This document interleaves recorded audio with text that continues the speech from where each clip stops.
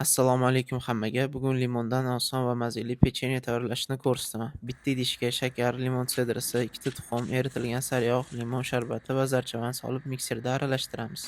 Keyin unga razrixli silni aralashtirib, suyuq massamizga qo'shib, oldin mikserda, keyin lopatkada aralashtiramiz. Tayyor xamirimiz ustiga streч tortib, muzlatgichga 2 soatga qo'yib qo'yamiz. Limonli zavordan krem uchun miskada ikkita tuxum, shakar, sariyog', limon sidrasi, sharbati va zarchavanni aralashtiramiz. Past olovda qaynab turgan suvni ustiga qo'yib, doim aralashtirib turamiz. Suv kuchli qaynab ketishi kerak emas. Tayyor kremimizni sitadan o'tkazib, ustiga streч tortib, muzlatgichga yuboramiz. Xamirimizni muzlatgichdan olib, unga dumaloq shakl beramiz va yana 10-15 daqiqaga muzlatgichga jo'natamiz. Pechenyemiz qarsildoq bo'lishi uchun uni oldin shakarga, keyin shakar pudrasiga botiramiz. So'ng xamirimizni o'rtasini chuqur qilib, unga krem solamiz va oldindan 170 daraja qizigan duxovkaga qo'yib, 10-12 minutga xarlashamiz. Video yoqqan bo'lsa, saqlab qo'ying va do'stlaringiz bilan ulashing.